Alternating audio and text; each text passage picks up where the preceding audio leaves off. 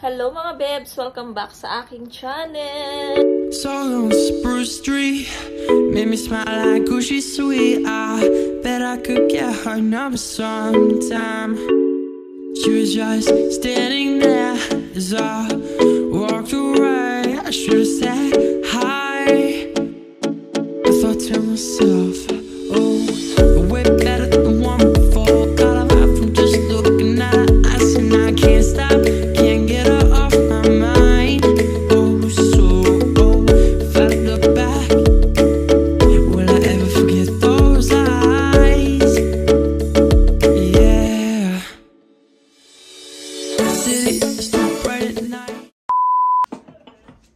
자가 아니야?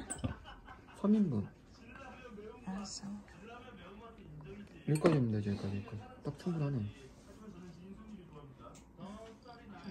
이거 보니까 이거는 실수 조심해. 뭐야? 어이 무겁다. 아이 주세요.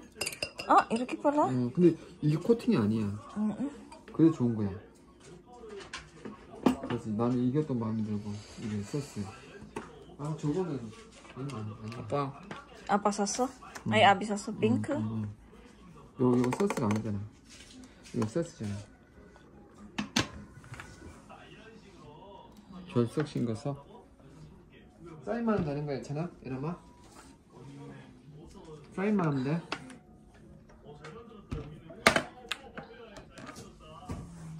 아빠 이거 주세요. 이거 정도면? The next day.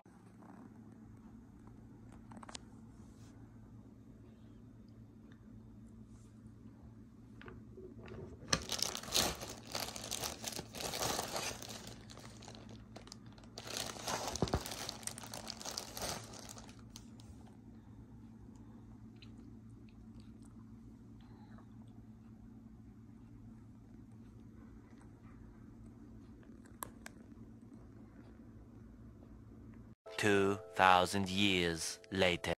Mga bebs! Kamusta naman kayo dyan? Vlog tayo today. Kagabi nag-vlog ako ng konti lang. So mamaya i-explain ko sa inyo yung nakita nyo ng unang video. Ayan. So ngayon, meron naman tayo order. So, kakarating nyo lang kahapon. Ay, ngayon! Parang tanga. Para akong ano. So, kakarating niya lang ngayon. So, kahapon ko siya in-order. Ayan. So, ipakita. Ang laki ng... Sobrang laki ng box. Parang ang laki-laki ng laman. Nagsasayang sila ng box, mga friends. Sana yung maliit na lang eh. So, marami na naman tapon na basura siyera. Ay, kaya nito. So, anong oras na po? 11:30. So, morning pa. So, good morning mga bebs. Kamusta kayo? Sana ay okay lang kayo kung nasaan man kayong sulok ng mundo. Ayan. So, pabang! So, ito mga bebs yung laman ng ating dambuhalang box na to. Sobrang laki. Hindi man lang binalot, no? Ng para hindi mabasag.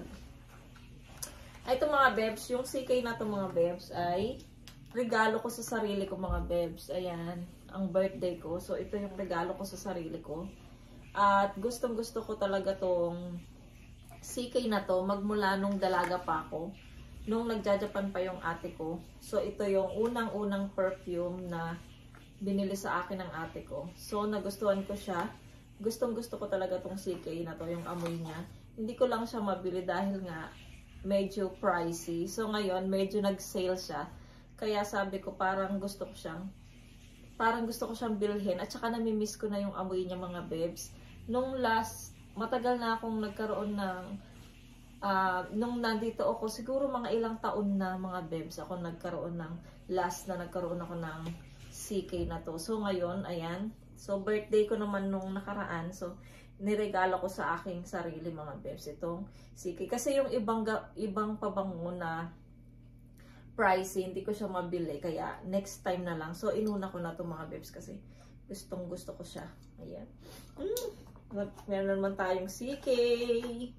Ayun. So tapos meron pa tayo dito yung dalawa na i-unboxing. Wait lang, itabi ko lang to. Sobrang sarap. Ay, sobrang saya.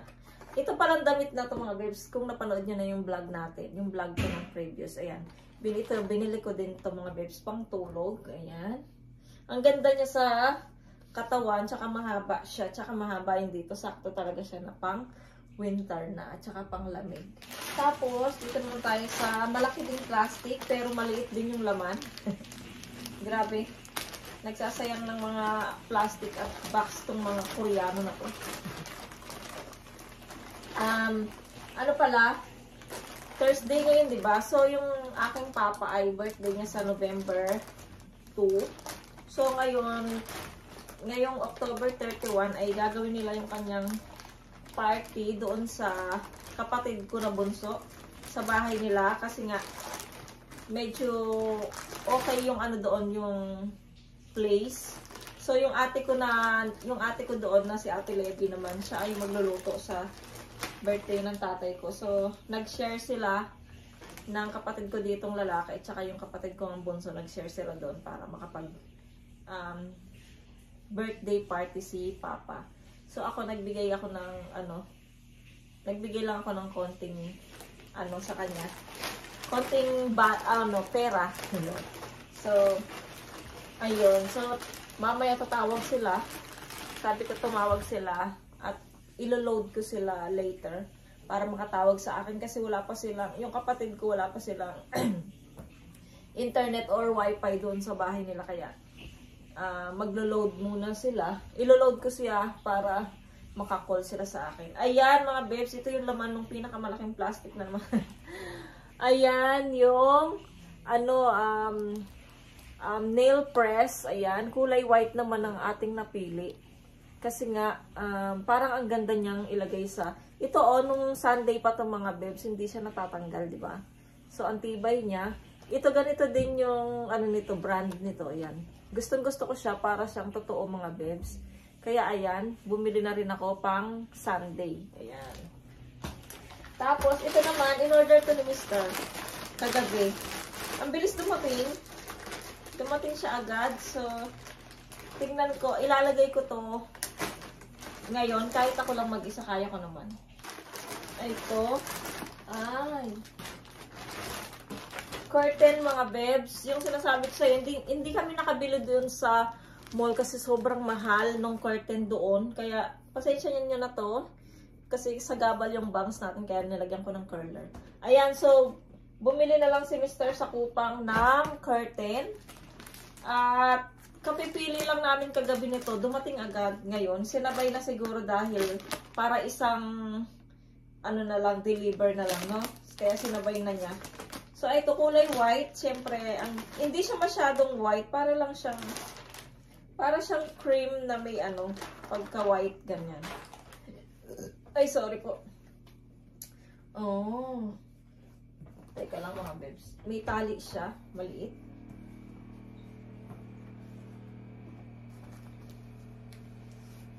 Tignan natin siya mga besh. Ayan, ang ganda pala. Wait lang, tatayo tayo. So, ito mga babes, isa lang siyang pieces. Ayan. Baka pwede na siyang pag ganito lang. Ayan, pag ganyan. Maganda siya. Ayan o, mahaba din siya mga besh. Oh. Mahaba. So, itry natin ilagay mamaya. Kahit wala si Mr. Kaya ko naman itong ilagay. So, ayun. Mamaya ilagay natin. Hindi siya white eh. Para siyang gray na white na cream. Ganun yung kanyang color. Ayun. Ito pala mga babes. Itong, ano ba to? Itong rice cooker na to mga babes. Binili ni Mr. kahapon sa online. So, second hand lang siya. 25 won. So, kasi nga, gusto lang niya yung ordinaryong rice cooker lang. Yung katulad dyan sa Pilipinas. Yung ganun lang na rice. Pero ito, kahit na magdamag siyang mainit pa rin yung kanin. So, ayan. Kahit na, siguro 3 cups lang yung nailalagay dito. Kaya, binili ni Mr. Todd kasi nga, yung red namin, para siyang, yung kasi dito mga bebs, yung rice cooker dito sa Korea, ano, pag, yung ganon, yung para siyang pressure cooker. Ayan. So, ayaw ni Mr. yung masyadong malambot yung kanin na masyado siyang sticky. Ayaw ni Mr. yon dahil yung tiyan niya ay ano, medyo sensitive na siya at medyo mabigat daw sa tiyan niya at minsan parang hindi siya natutunawan. So, ganon yung nangyayari kapag doon ako kasi nga matagal, ganyan yung saingan namin eh. So, parang ano na siya, parang gusto niyang palitan. So, ayan, bumili siya ng rice cooker lang talaga mga bebs. Pwede din magluto dito ng mga, kung ano, marami naman siyang menu dito mga bebs. O, pwede magluto ng soup, pwede magluto ng chicken soup, yung ganon. Tapos yung lugaw. Kaya lang sabi ko kay Mr., wag nang gawin yun kasi baka mag-amoy. Mas okay na lang yung bigas, yung kanin na lang ang lulutuin namin kasi doon naman sa isang rice cooker na red, pwede naman doon magluto. Tapos meron pa kaming pressure cooker, so pwede din naman doon magluto. So ayun mga bebs, kaya binili niya tong maliit na rice cooker na to. Ang cute nga niya eh. Kasi nga napakalinis niyang tignan. At saka malinis siyang tingnan dito. Yung nandito yung red, parang ang laki-laki niya, walang kulang ng space dito. So tapos katerno pa niya yung sa tubigan namin, 'di ba? So ayan, ang cute lang mga bebs, kaya ayun, binili na ni Mr. Dapat nga kulay orange siya eh, kaya lang parang feeling niya hindi, kasi doon parang hindi maganda yung ano niya, yung dito niya, tsaka para siyang aluminum. Dito kasi ano siya, stainless. Tapos itong ano niya, itong mga bebs, aray ko, babasagin siya yung ito. Ayan, kaya yun ang nagustuhan niya dito. Kaya ito binili niya mga bebs. Ayun. Kain tayo mga bebs. Ito muna yung ulam namin. Niluto ko kagahapon, dinner namin. Pritong isda. Tapos, kangkong na adobo. Ayan. Buti na lang, kinakain ni Yetchan yung aking nilutong kangkong. Ayan. Tapos mamaya magluto naman ako ng sinigang na buto-buto mga bebs. Kaya, sabi ko, magtiis muna siya. Ito muna kainin niya. Sayang kasi kung itatapon mga bebs. Sayang yung pera, no? So, ayan. Kain muna kami mga bebs.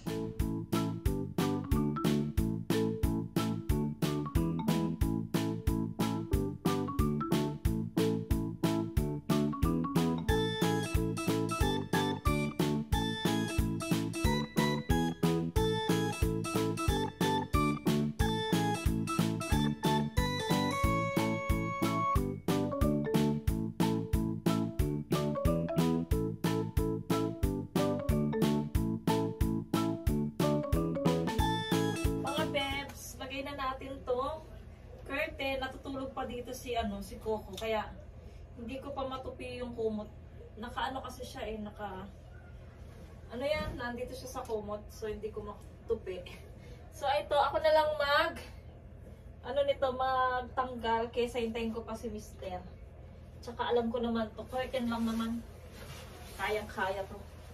Ako pa, lahat kaya, diba? So, tanggalin ko muna ito mga bebs ha. Wait lang.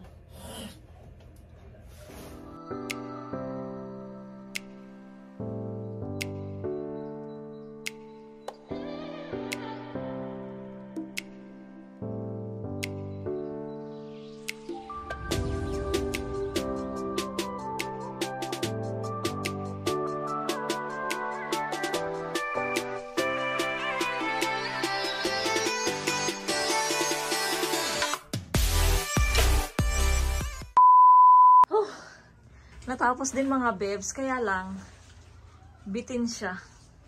Bitin siya dito ng isang dangkal. Oo, bitin siya ng isang dangkal.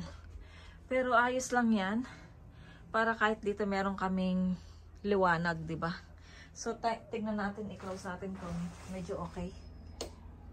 Wow, maganda pa rin naman. Okay na 'yan, at least may konting liwanag. Para pag nagising si Mr. magtatrabaho siya, meron pa rin siyang makita na malaman niya na umaga na. Ayan. So, okay na siya. At saka yung kahoy nito mga bebs, yung kahoy niya, medyo bitin din. Kaya, puro bitin! So, si Mr. bumili niyan, bitin kasi siya. Joke. So, si Mr. kasi bumili niyan, kaya ganun. So, ang ginawa ko, yung sa dulong doon, sa dulo, tinape ko na lang siya para hindi siya matanggal. So, ayan, natapos na yung ating pakortina dyan. At, titignan ni Mr. mamaya, pagdating niya, kung approve ba sa kanya. Hindi naman na pwedeng, ano yan, ibalik. Or, pwede siyang bumili ulit ng isa. Isa pa para hindi siya bitin, di ba? Ayun. Kasi isa lang siya eh. Isa lang siya nung pinili namin. So, pwede po siyang bumili ng isa para dalawa na siya, hindi siya bitin. So, ayun. Ito pala mga bebs, yung ginawa ni Yeram sa akin na kwintas. Medyo, saan niya nilagay? Tinabi ko yun eh. Medyo nagtampo siya. Kasi nga yung ginawa niyang kwintas ay yung pendant ay mabigat. Tapos ano pala yun? Ito lang pala yung totoong silver mga bebs. Yung pendant hindi. So, sabi ko, parang ang bigat ng pendant. Kaya bumili ako ng panibagong pendant. Yung mumurahin lang din, pero silver. Ayan. Bumili ako ng cross din siya, mga bebs. Ayan, cross. So, sinabi ko sa kanya. Ayan. Ang cute naman niya, diba? So, bagay naman siya. So, ayun, nagtampo siguro siya. Nawawala siya. Yung tinabi ko yun eh. Nawawala. Baka tinapon. So, nagtampo siya, sabi ko. Kasi nga, anak, mabigat siya. At saka, medyo hindi bagay sa kwintas. Kaya, ayun, bumili ako. So, ayun muna mga besh. Update tayo later. Siguro mamaya balik ako mamayang hapon mga bebs. Baka tumawag kasi yung pamilya. So, baka hindi na naman tayo makapag-vlog ng maghapon. So, ayan. Update na lang ako mamaya mga bebs kung makapag-vlog pa tayo. 2,000 years later. Hello mga bebs. Nagluluto pala. Anong oras na? 3:20 na mga bebs. So, nagluluto ako ng sinigang na buto-buto. Kausap ko yung mga family, kaya lang mahina yung mahina yung internet nila.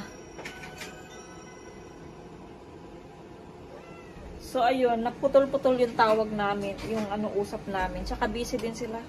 Nagluluto sila ng handa ni Pudra para sa kanyang kaarawan. Ako, nakalabas yata ang koko. So, tikman natin yung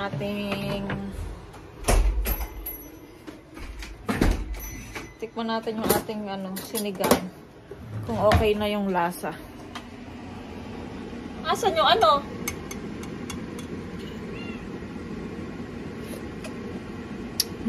asim-asim. Igo. Uy, nados oh. Napagalitan ko si yung panganay. Kasi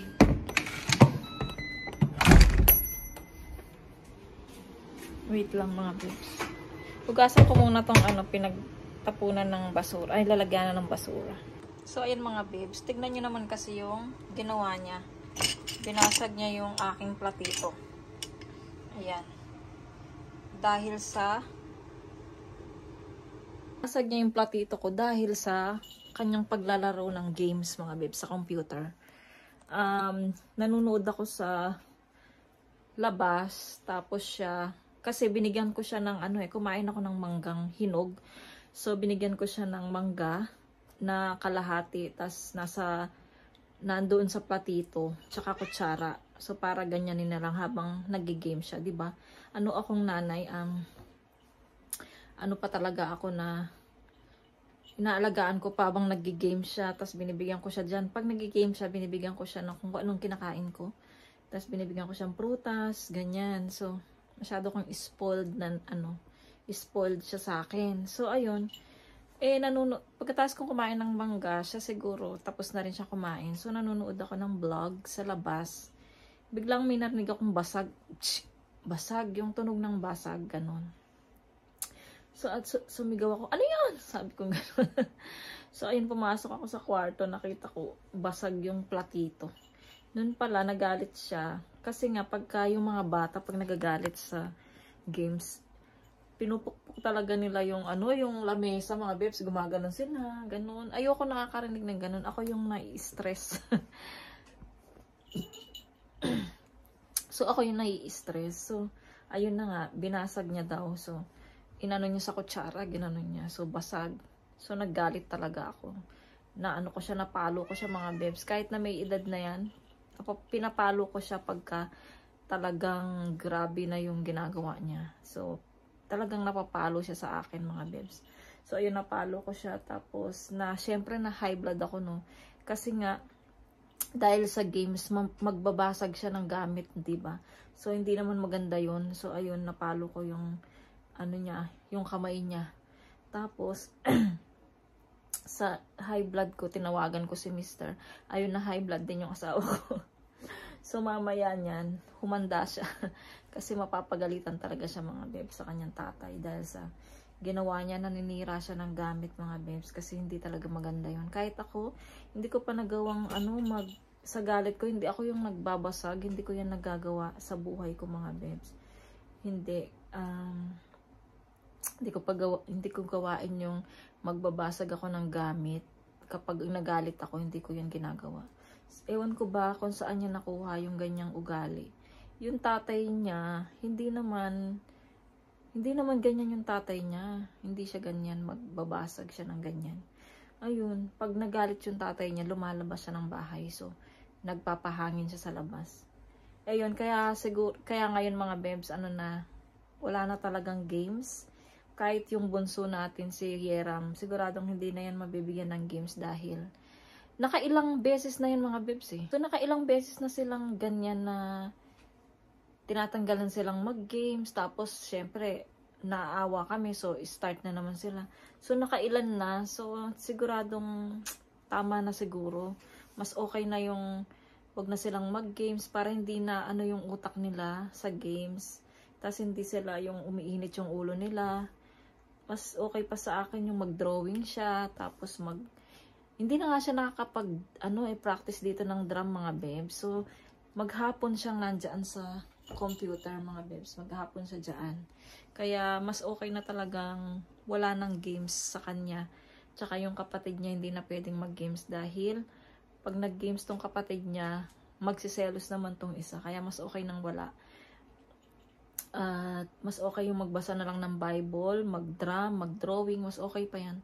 Yan na lang siguro ang sasabihin ko kay Mr. Wag niya nang payagan na mag-games yung dalawa dahil nakakaano ng utak, pati ako na high blood, nagagalit. Kaya mas okay nang walang games. Tapos siguro buburahin ko na lahat sa akin computer to mga bebs. Binili ni Mr. yan para nga sa ating pagbablog, diba, sa pag-edit ko. Dati kasi yung aking camera is yung Sony.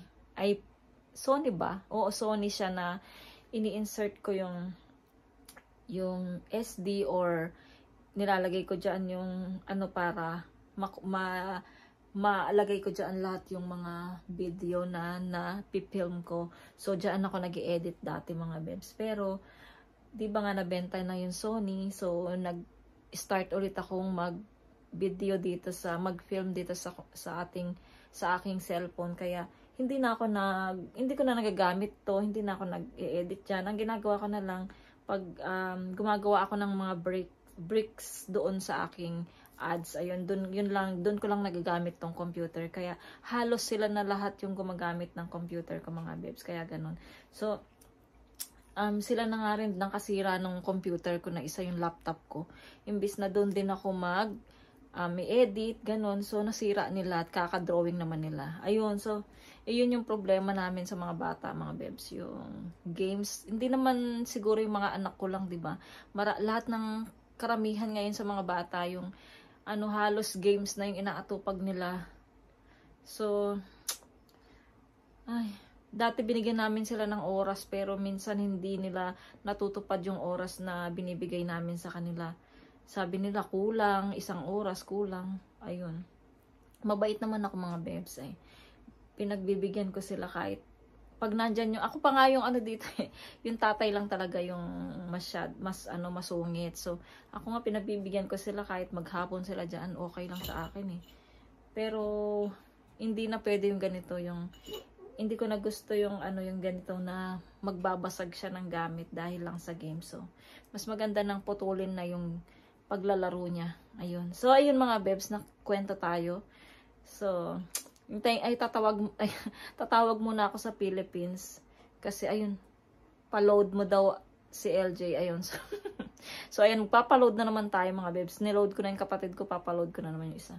So, ayun mga bebs, later na lang siguro. Siguro mamayang gabi pag nandyan na lang si Mr. So, see you later. Nakaluto na ako mga bebs. So, natapos ko na yung, yung sinigang. So, kausap ko sila, ang pangit ng signal sa atin sa Pilipinas. Tapos, nailagay ko yung aking kuko na puti. Ang ganda. Ayan, ang ganda-ganda niya. Para siyang totoo na kuko. Ganda talaga. I love it. Tapos, ayan si mama. Siya ang aking kausap. Na hindi kami magkaintindihan dahil nga ang pangit ng signal doon sa Pilipinas. Lalo na wala kasi silang wala silang wifi. So, dalawa na yung naloadan ko sa kanila. Mahina pa rin. So, ayun. Mag-aalas 5 na. Si Yera mahuli siya. Malilate siyang umuwi kasi nag-message yung school sa akin na malilate ang uwi ng mga bata ngayon. Tapos si Mr. hindi ko lang alam kung mag-overtime siya. Or, ewan ko, baka mag-aalasin ko na, pag umuwi siya ng hindi siya nag-overtime. So, ayun, napaliguan ko pala si Coco kanina, kasi nga, ilang ko na siya binabalak na paliguan ulit. So, sabi ko, naisipan ko, sige, paliguan ko na siya. So, ayun, napaliguan ko na siya. Medyo tuyo-tuyo na rin siya, kaya okay na siya, mga bebs. Ayun. A few moments later.